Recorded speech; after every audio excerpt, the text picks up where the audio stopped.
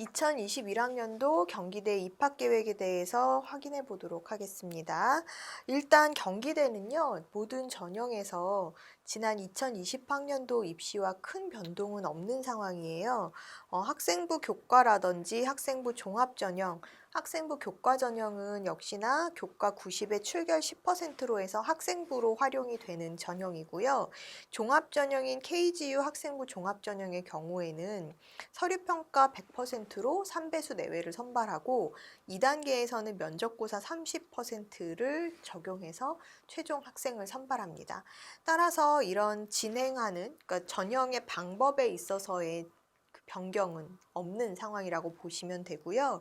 실기 실적 전형에서 이제 약간의 이제 실기 과목에 대한 변경이 있는 부분을 제외하고는 큰 차이가 없다라고 보시면 됩니다. 그래서 이런 실기 과목에서의 변경도 입체 조형학과라든지 또 실용음악학과의 경우에만 해당이 되는 것이니까요. 이 부분은 여러분들이 체크해 보시면 될 것 같습니다. 또 이제 실기 전형에서 수시 이제 실기 전형까지 얘기를 드렸고 정시에서도 역시나 큰 변동은 없어요. 정시 100%로 진행이 되고 실기 전형의 경우에는 수능 40에 실기 60의 비중으로 이제 학생을 선발하는데요.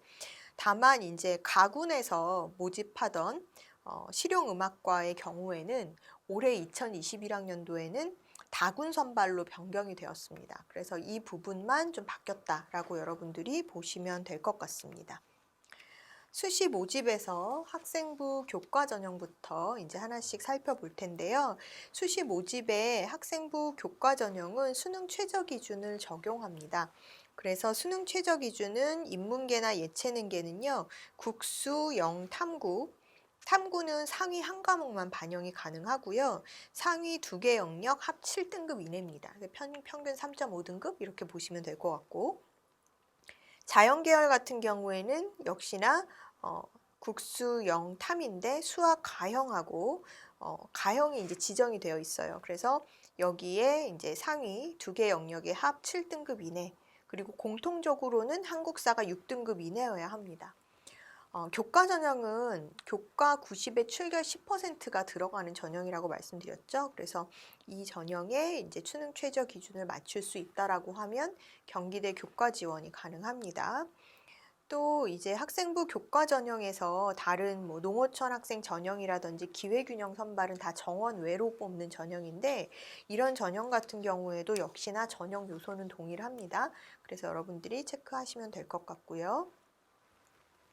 학생부 종합전형은 이제 명칭이 KGU 학생부 종합전형 이렇게 명칭이 되어 있는데, 이 학생부 종합전형 같은 경우에는 수능 최저 기준을 적용하지 않습니다. 그래서 수능 최저 기준은 없고 국내외의 고교 졸업자, 예정자 이렇게 되어 있어요. 그러니까 국외 고등학교 졸업자도 당연히 지원이 가능한 전형 이렇게 보시면 될 것 같아요. 그리고 졸업연도에 제한이 없죠. 그래서 재수나 삼수생들도 다 지원이 가능한 전형이다 이렇게 보시면 되고요. 1단계 서류평가 100%로 3배수를 뽑은 후에 2단계에서 면접 30%를 적용해서 최종 학생을 선발합니다.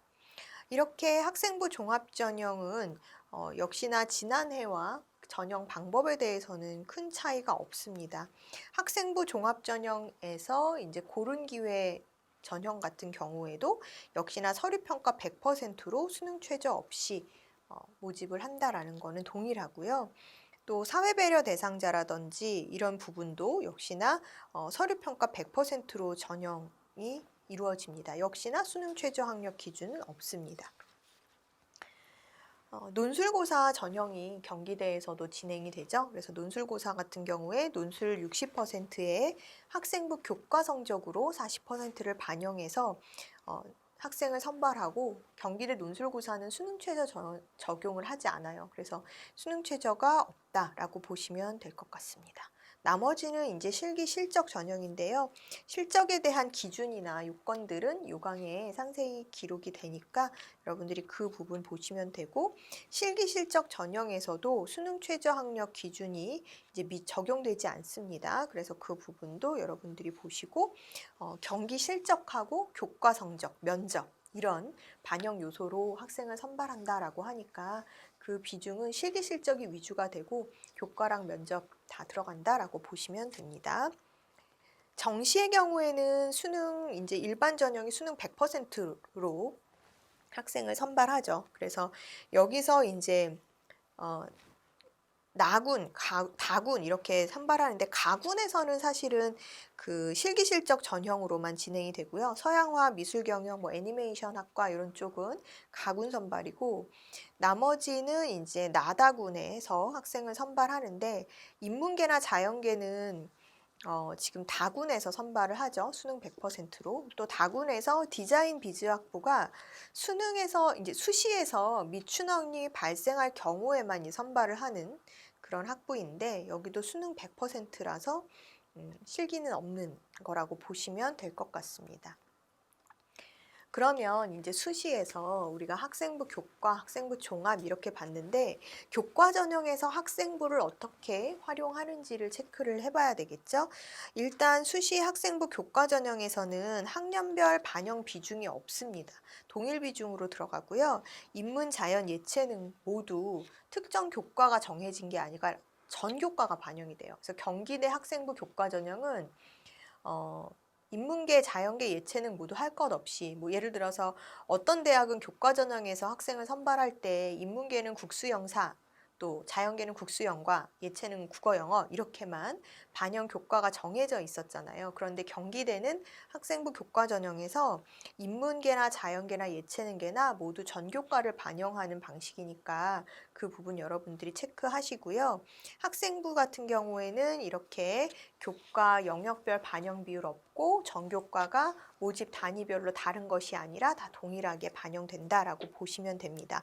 또한 이 경기대 같은 경우는 교과 100%가 아니라 교과 90에 출결 10%의 비중으로 학생부 교과 전형이 진행이 되잖아요. 그래서 출결 같은 경우에는 이제 무단 결석 일수를 가지고 이제 감점을 주는데요. 예를 들어서 무단 결석 일수가 4일 이하인 경우에는 전체 10점 만점을 다 받을 수가 있고요. 5일에서 6일로 가는 순간 이제 9점 이렇게 떨어지기 시작합니다. 또 무단 결석이 0점이 나오려면 13일 이상 무단 결석이 있을 경우에는 이 100점 만점이라고 했을 때 20점을 다 못 받는 게 되니까 학생부 교과 성적으로만 이제 거기서 90점부터 이제 시작을 해서 점수가 매겨져야 되는 상황이라고 보시면 돼요. 그래서 교과 성적이 0점이 되려면 무단 결석 13일 이상일 때만 되니까 만약에 내가 무단 결석 13일 근데 이 경우는요 사실 학생마다 상황마다 다를 수 있거든요. 예를 들어서 공부를 굉장히 열심히 하고 성적선이 좋은 학생인데 불의의 사고나 아니면 뭐 이런 몸이 아픈 상황에서 결석을 하게 되는 경우들도 있어요. 그래서 이제 그런 경우에는 이제 담임 선생님하고 상담을 좀 해보셔야 됩니다. 그래서 어쨌든 무단 결석으로 13일 이상 이렇게 결석이 진행이 되면은 점수를 받을 수 없다. 출결해서 점수가 없다. 이렇게 보시면 되고요. 정시 모집에서 이제 수능 성적을 반영하는 방법. 논술고사 그 수시에서의 전형부터 먼저 체크를 좀 해볼게요. 그래서 학생부는 지금 이렇게 뭐 교과 전형 또 실기 실적의 체육 특기자 전형에 이렇게 지금 말씀드린 대로 반영이 된다라고 보시면 되고 논술 전형도 역시 마찬가지겠죠. 근데 논술고사에서는 지금 그 제시문이 언어나 이제 사회 영역에서 각각 한 문제씩 출제되는 형태로 논술 전형이 진행이 되는데요. 답안의 길이는 짧습니다. 700자 플러스 마이너스 50자.